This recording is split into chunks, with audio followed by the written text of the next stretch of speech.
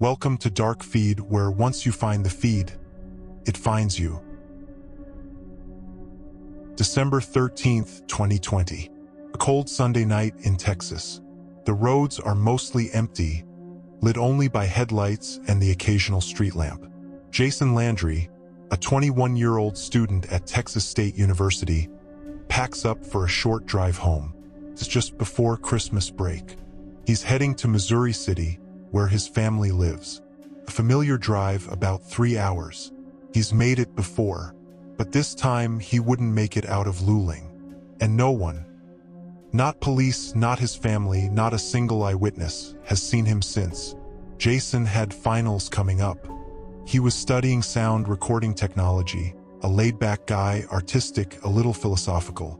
His social media showed the usual mix: goofy selfies, music stuff, deep quotes that hinted at someone who thought a little differently than most. That night, he left his apartment in San Marcos around 10:55 p.m. The plan was simple: drive home for the holidays, relax, see family, recharge. He never arrived. Here's what we know. Jason took Highway 80 east, then turned onto Highway 86, headed through Luling, a quiet town surrounded by ranch land, old barns, oil wells, and long, dark stretches of nothing. At some point, his phone went silent. No texts, no pings, no data usage, just quiet. At 12:31 a.m., a volunteer firefighter driving along Salt Flat Road, a desolate stretch just outside of Luling, came across something strange. Jason's car, a Nissan Altima, crashed into a tree, back end still in the road, driver's side door open, but there was no driver, no blood, no footprints, no signs of a struggle, just an abandoned vehicle in the middle of nowhere. And inside, a trail of confusion. Jason's phone was not in the car. Neither was his wallet or his keys, but his clothes were. All of them. His shirt, pants, boxers, socks, and slip-on sandals were found in a pile about 900 feet away from the car, just past a barbed wire fence in the brush. Alongside them was a beaded necklace Jason always wore, and his brainwave-enhancing music app was still playing from his phone. Yes, his phone was found later, further down the road, cracked and face down, as if tossed or dropped mid-stride. It didn't make sense. No signs of Jason, no blood, no drag marks, no signs of a wild animal attack, just vanished. The next morning, his father, Kent Landry, a former police officer, was notified. He drove to the scene himself, and what he found disturbed him to the core. The clothes folded weirdly. The crash, light enough to suggest Jason wasn't seriously injured. The location, rural, quiet, eerily still. And no one, not even tracking dogs, could follow Jason's trail beyond the pile of clothes. It was like he'd melted into the dark. But there's more. More that makes this case feel wrong. Let's rewind to before the crash. Phone data showed Jason was using a navigation app to get home, but he never turned it on again after 11:24 p.m. From that moment, he was driving blind. No GPS, no texts, no calls, just a straight shot through back roads and blacktop. And then, somewhere around midnight, he crashed, or swerved, or was stopped. We still don't know. The car wasn't totaled. There were no skid marks, no shattered glass, just a light impact and an open door. Investigators suggested he might have been disoriented, walked off, maybe took something, but toxicology found nothing. No known history of drug use, no erratic behavior earlier that day, just a kid trying to get home for Christmas. But then came the most disturbing detail: the clothes, found 900 feet from the car, behind a fence, somehow carefully placed, not torn or thrown. It was 30 degrees outside, and Jason was barefoot. No one walks barefoot into the Texas brush at night in the freezing cold, unless they're being chased, hallucinating, or forced. Search teams descended on the area within hours. Dogs, drones, volunteers, cadaver teams. They found nothing. No blood, no scent trail, no indication Jason had gone anywhere specific. Even the trail dogs lost his scent at the clothes pile, as if he vanished into the air, or was picked up. The theories came fast. He walked away and died from exposure. Then why wasn't his body found? He was attacked by an animal. There would be blood. Drag marks. Nothing. He staged it. Then where did he go? Why leave everything? But one theory grew louder than the rest. Someone was waiting. Jason may have stopped or been stopped by someone on Salt Flat Road. It's remote. No cameras. No houses. No witnesses. The perfect place for something to go wrong, or to be made to look like it went wrong. Some say he was abducted, others lured, or that something darker happened. There are stories in Luling, stories that don't make it into police reports, about people disappearing, about drug corridors, about things you shouldn't see on back roads. Jason's case remains unsolved. No charges. No suspects. No clues. Just a car, some clothes, a cracked phone, and silence. But in part 2 we'll go deeper, into the timeline, the search dogs that lost the scent, the photos taken just hours before he vanished, and the questions no one can answer. Jason Landry was last seen alive the night of December 13th, 2020, driving home from college in San Marcos, Texas. But by the early hours of December 14th, everything he owned was scattered across a dirt road outside the tiny town of Luling. His car crashed into a tree. His clothes folded in the grass behind a barbed wire fence. His phone face down and cracked. His music app still playing. And Jason, gone. No signs of trauma. No blood. No struggle. Just absence. A void, like the world had swallowed him. But the deeper you dig, the less sense any of it makes. Let's look at the timeline. Jason left his apartment around 10:55 p.m. He made his way through small towns and side roads. At 11:24 p.m., his navigation app Waze stopped being used. It never turned back on. What happened after that is a mystery. He was about 30 minutes from home, but he took a back route that led him through Luling and eventually onto Salt Flat Road. Locals say it's a road that feels wrong at night. No lights. No traffic. No witnesses. It's the kind of place people avoid unless they're from there or planning something. When Jason's car was found, it looked like it had grazed a tree more than crashed. There were no skid marks, no sign of a high-speed impact. The airbags didn't deploy. His wallet, keys, and phone were missing. But more disturbingly, he'd left his clothes behind. Not just tossed, but placed. His shirt, pants, socks, underwear, and slip-on sandals were all found in the grass, about 900 feet from the car, past a fence, in 30-degree weather. And the necklace he always wore was left lying beside them. People don't do that. Not when it's freezing. Not barefoot. Not without reason. Tracking dogs followed Jason's scent from the car, across the fence, to the pile of clothes. Then the scent just stopped. It didn't trail off into the woods. It didn't continue down the road. It didn't circle back. It just ended, as if Jason disappeared mid-step, or was picked up. But that's not even the strangest part. In the weeks before his disappearance, Jason had changed. He'd started posting strange things online. Photos, quotes, captions that didn't quite make sense. One in particular, posted just before he left his apartment, haunts those who've studied this case. It was a photo of his own reflection, in a mirror, grainy, dimly, captioned with just one word, sublime, a final image, a digital echo, and the last thing he ever shared. Some believe Jason had a mental break, that he stripped off his clothes in a state of confusion, wandered into the brush, and died from exposure. But again, no body, not in the trees, not in the rivers, not in miles of searched land.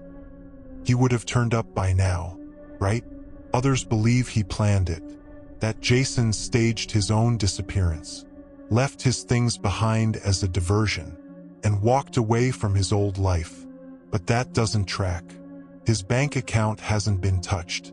His phone was found discarded, not destroyed, and he left behind the necklace he wore every day. People planning to vanish don't do it like that. Then there's the third theory, the darkest, that Jason was met by someone or something that night. Maybe he stopped to help someone. Maybe someone was following him. Maybe he was tricked, pulled over, or forced out of the car. The area is known for drug trafficking routes and backroad activity. There are rumors, stories of people being lured off Salt Flat Road, of strange lights, of dogs that stop sniffing halfway through a trail and then whimper. And the fact that Jason's scent just stopped? That's not normal. That's a pickup.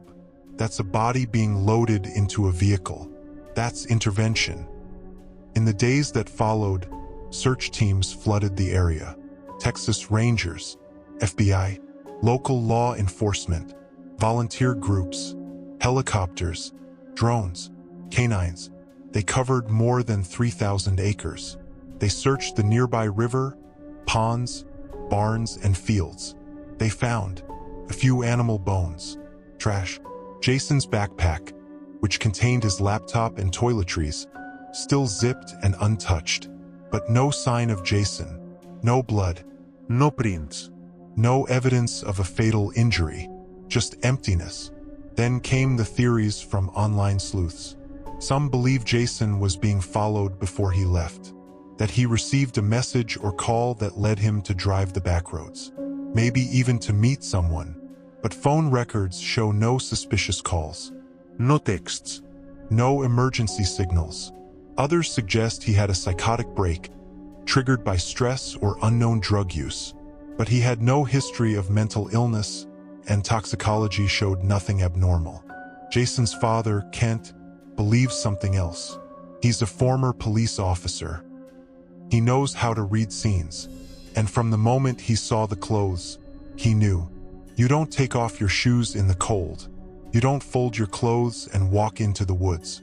This was staged, or forced. He thinks Jason may have been lured by someone he trusted, forced to strip, possibly to humiliate or disorient him, taken away in another vehicle.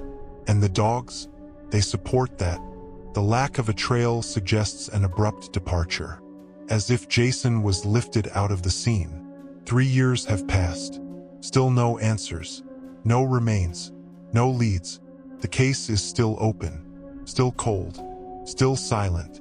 But in part 3, we'll explore what might have really happened on Salt Flat Road, the whispers of local danger, the strange pattern of disappearances in that part of Texas, and why Jason Landry may not be the only one who walked into the dark and never came back. In missing persons cases, time is the real killer. The longer someone is gone, the more the truth bends.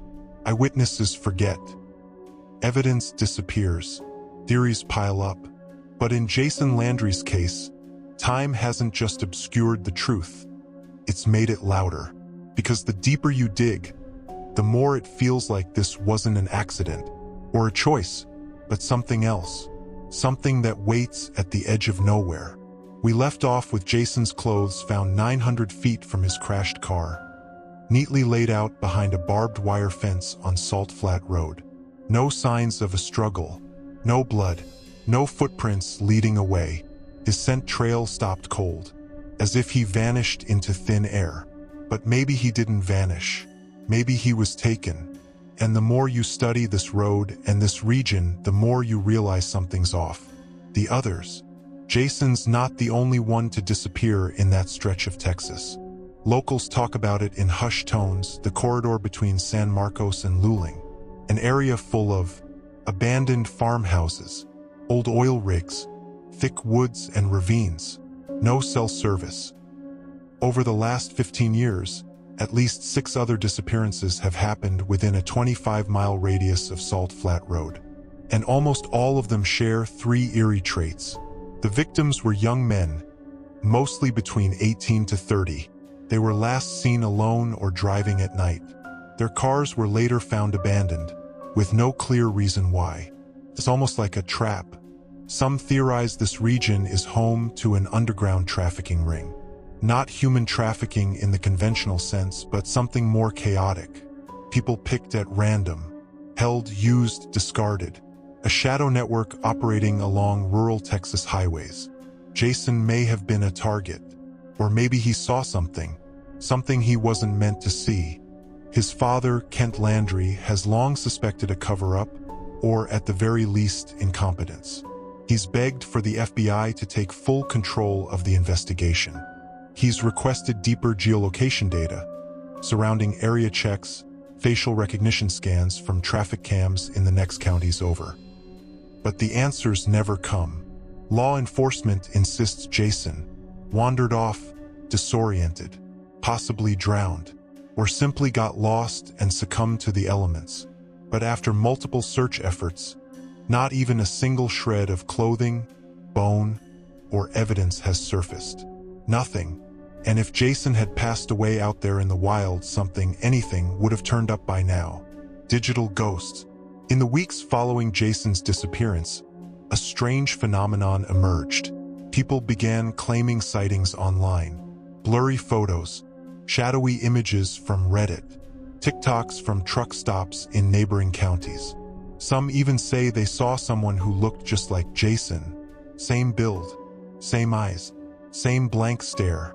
But no video was clear, no timestamp matched, and none of the leads panned out.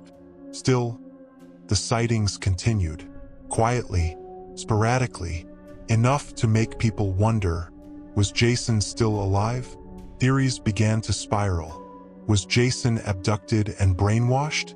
Held in an underground community? Was he part of a ritual, as some fringe theorists whispered? Or was it even Jason behind the wheel that night? Some believe his car was staged, parked, and abandoned by someone else.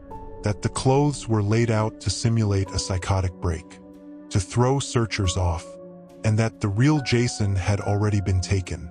One of the most disturbing rumors comes from a former search and rescue team member who allegedly told a local podcast, off the record, that one of the tracking dogs during the initial search refused to follow the trail after reaching the clothes.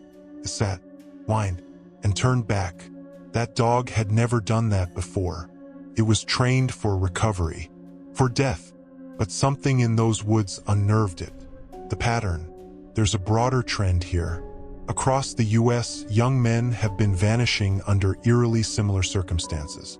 Many have been dubbed part of the smiley face killer theory, a controversial idea that suggests a loose network of predators targets college-aged men near water, often staging the scenes to appear accidental.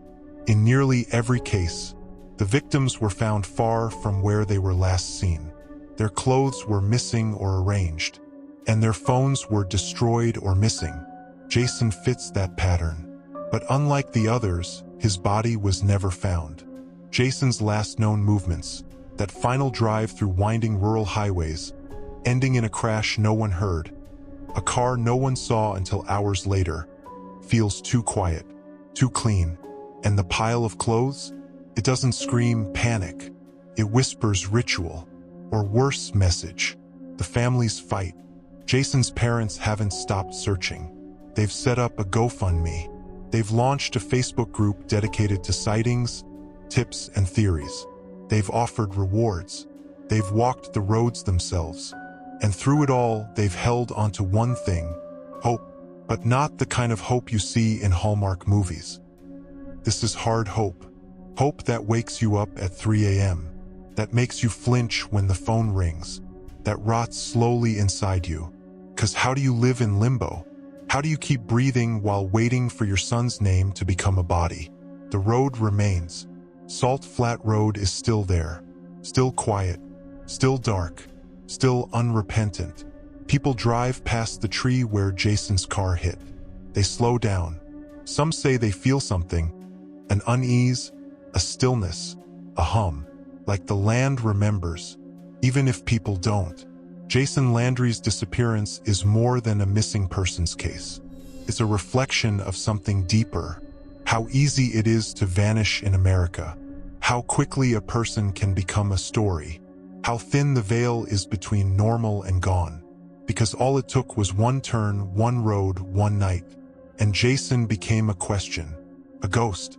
A whisper on the edge of nowhere. If you know anything, even the smallest detail, contact the Caldwell County Sheriff's Office.